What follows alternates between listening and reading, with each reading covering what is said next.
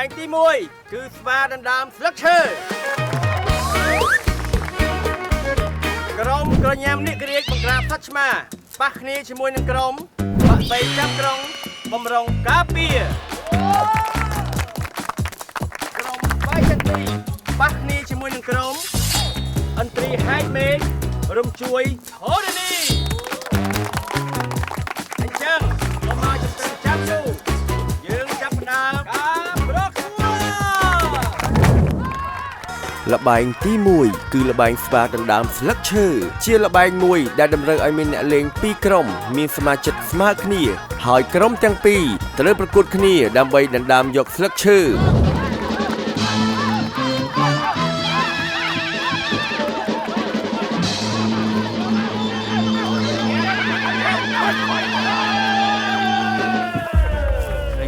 តានេះ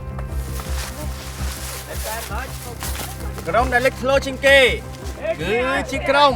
អន្ត្រីហែកមេឃរំជួយហូនីសូមបងប្អូនសម្រាប់រយៈប័ត្រដើម្បីចូលលេងល្បែងទី2អូយយូរម៉េចឆាយហើយនេះអើយបងហើយលើបងចាំតិចទេបងទីល្បែងទី2ល្បែងលោតបាវមែនហើយយើងឲ្យនៅឆាយមានកំណត់មួយទៀតហើយកំណត់អីគេមកលើមកនេះយកនេះដាក់ជូពូមកយកបាវហ្នឹងទៅដូរដាក់ជាមួយនឹងបាវទី4យល់អត់ពេលដែលក្រុមទី4លោតហើយធ្លុះបាវហ្នឹងពួកនឹងចាញ់យើងហើយបាវទី4ណាមិនបាវទី3ណាបាវទី4មិនមែនបាវទី3យ៉ាច្រឡំណាបាវទី4មិនបាវទី3ទៅលើបាវទី3បាវទី4នេះបាវទី3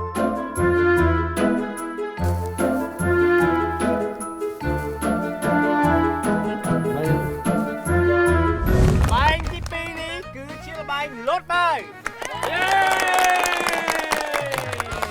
ក្រុមទាំងអស់សូមប្រុងប្រៀបក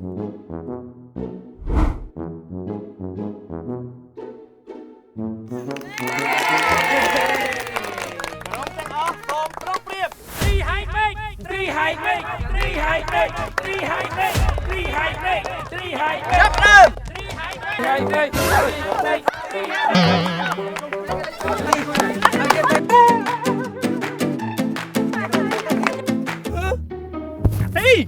ខំរឹងខ្ញុំបាវទី4មែនបាវទី3បាវទី4មែនបាវទី3ហើយ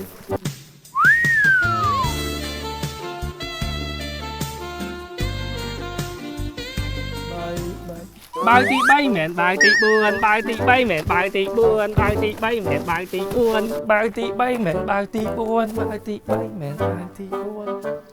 1 2 3បាវទី3មើលបាវទី3មែនបាវទី4បាវទី3មែនបាវទី4ខ្ញុំច្រឡំអើយកូនឲ្យផាច់កាយអានេះគិតមើលទៅ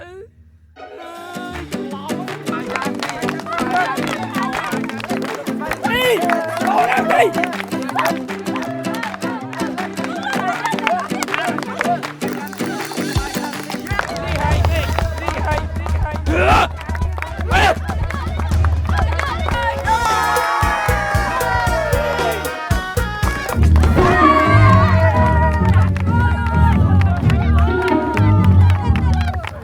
ល្បែងលោតបាវក្រុមដែលលេចធ្លោជាងគេគឺក្រុមស្វាយចន្ទី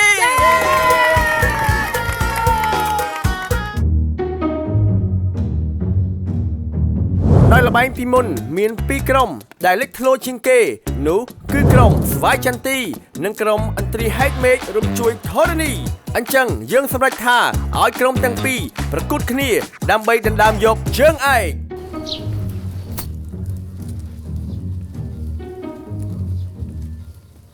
បងយើងធ្វើមកយកឆ្នាំក្រុមនឹងបានមើលមៀតគេឡើងដាំងមែនតាអូបងមានវិធីមួយនៅពេលដែលគណៈកម្មការនិយាយថាចាប់ផ្ដើមយើងទាំង3នាក់យើងចាប់ផ្ដើមទប់សិនទប់រហូតដល់ក្រុមនឹងបាក់កម្លាំងនៅពេលដែលបាក់កម្លាំងហើយបងស្រែកថាផ្ដាច់យើងចាប់ផ្ដើមទាញមកទៅហឹងមកហ្មង យើងអាចមានឱកាសឈ្នះកន្លែងហ្នឹង យើងប្រើតិចនិកមិនមែនមានន័យថាមានកម្លាំងអាចឈ្នះយើងបានទេ ហ្នឹងហើយតោះឥឡូវយើងរករៀបចំខ្លួនទៅគេរៀបចំកន្លែងល្បែងប្រកួតចិត្តហើយយើងកុំអោខកខាន សូមស្វាគមន៍ជាមួយនឹងក្រុមអន្ត្រីហែកមេឃរួមជួយធរណីនិងក្រុមស្វាយចន្ទីសូមស្វាគមន៍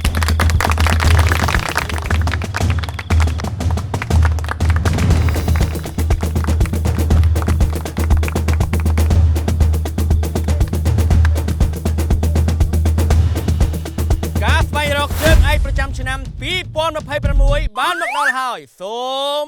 ចាប់ផ្ដើម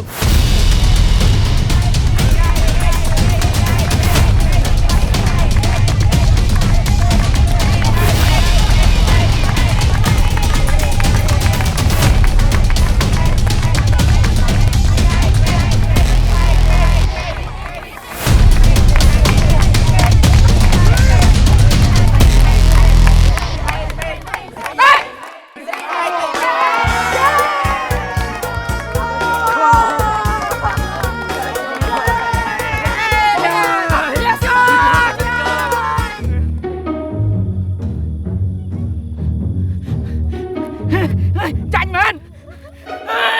បាននេះមកអាចខ្មាស់គេណាចាញ់គេអត់ទេមក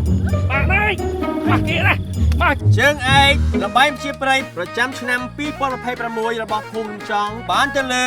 ក្រុមស្វាយចន្ទី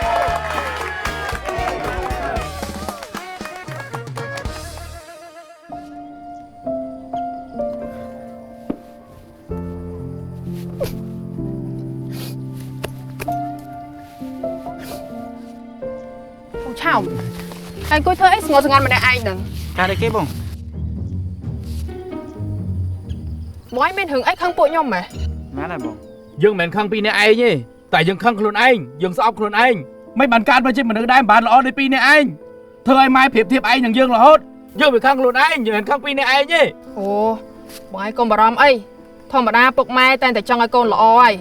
ពេលខ្លះស្ដីគាត់ល្អអាក្រក់អីគោលបំណងចុងក្រោយគឺគាត់ចង់ឲ្យតែកូនល្អទេធម្មតាមនុស្សម្នាក់មានចំណុចល្អចំណុចអាក្រក់ខុសៗគ្នាមិនអាចប្រៀបធៀបគ្នាបានពួកខ្ញុំល្អបែបពួកខ្ញុំបងល្អបែបបងយើងអាចប្រៀបធៀបគ្នាបានទេហើយការប្រកួតហ្នឹងបងខិតខំបន្តទៀតទៅពួកខ្ញុំគ្រប់ត្រណាខិតខំឲ្យប្រវត្តិខ្លួនឯងបន្តទៀតទៅមានអី អីចុះពីអ្នកឯងខឹងយើងទេ ខឹងរឿងអីបង ខឹងអីគេបង អារឿងដែលយើងប្រើកូនក្រុមយើងឲ្យទៅច្រានពីអ្នកឯងអាពេលលេងស្វាទៅដើមដឹកឈើ អូយបងអើយយើងស្ទអ្នកភូមិដូចគ្នាទេបងអត់អីទេបង មែនតាបងអត់អីទេធម្មតាការប្រកួតយើងតែចង់ឈ្នះចង់ចាញ់ហើយនិយាយអញ្ចឹងដូចជាយប់ហ្នឹងយើងមានបុណ្យភូមិបងឯងមកលេងមួយពួកខ្ញុំមក មែនតាបង ឲ្យខ្ញុំទៅជាមួយមែន ហ្នឹងហើយមានអីអ្នកភូមិតែជាមួយគ្នាសោះមកទៅរៀបចំខ្លួនទៅយកទៅបុណ្យភូមិអូខេយើងទៅលេងបុណ្យភូមិយេ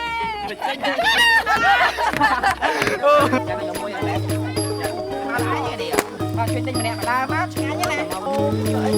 មនុស្សច្រើនណា លួយគេបងឲ្យមកដើម អូខេ